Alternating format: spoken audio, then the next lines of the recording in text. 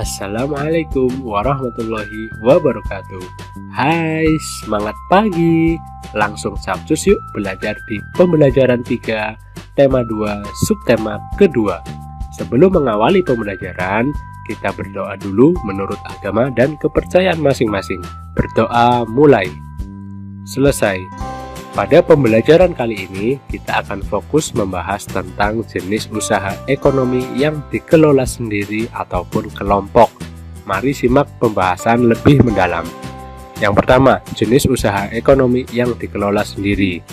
Usaha ekonomi ini memiliki modal terbatas dan biasanya dikelola secara sederhana. Contohnya, yang pertama, usaha pertanian. Sebagian besar usaha pertanian dikelola secara perorangan.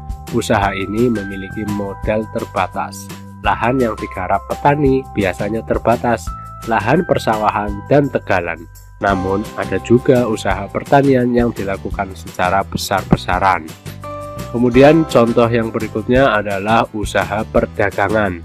Usaha perdagangan secara perorangan biasanya berskala kecil dan sedang.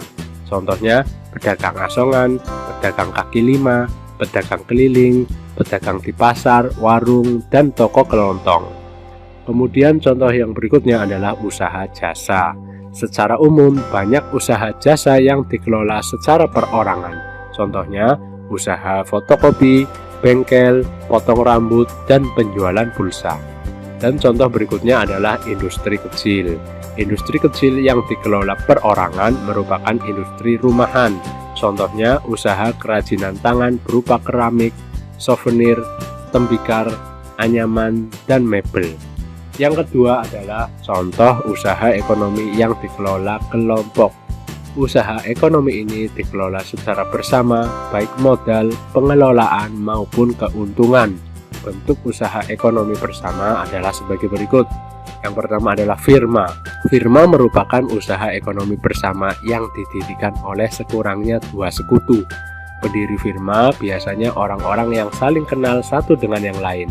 Usaha berbentuk firma biasanya bergerak di bidang layanan konsultasi hukum dan keuangan. Kemudian yang berikutnya adalah persekutuan komanditer. Persekutuan komanditer atau yang dikenal dengan CV didirikan oleh sekurangnya 2 orang yang menyetorkan modal. Pada CV terdapat 2 jenis sekutu, yaitu sekutu aktif dan sekutu pasif. Sekutu aktif berperan sebagai investor dan pengelola CV. Sekutu pasif berperan sebagai investor tanpa terlibat dalam pengelolaan CV.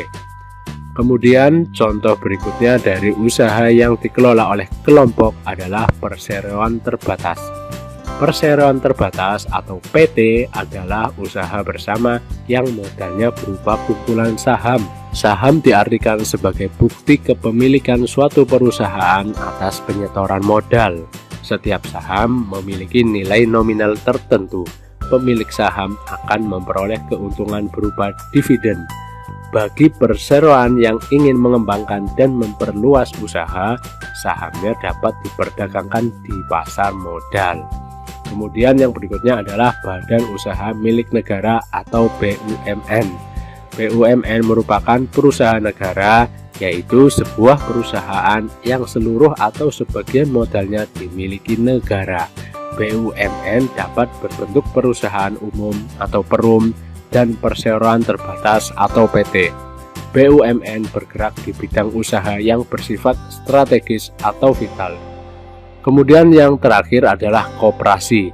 Koperasi merupakan badan usaha yang beranggotakan orang-orang atau badan hukum koperasi dengan melandaskan kegiatannya berdasarkan prinsip koperasi sekaligus gerakan ekonomi rakyat yang berdasarkan asas kekeluargaan. Adapun bentuk-bentuk koperasi yang berkembang di Indonesia antara lain adalah koperasi konsumsi, simpan pinjam, produksi, jasa, dan koperasi serba usaha. Nah, demikian ya penjelasan tentang jenis usaha ekonomi yang dikelola sendiri ataupun kelompok. Terima kasih, semoga bermanfaat. Wassalamualaikum warahmatullahi wabarakatuh.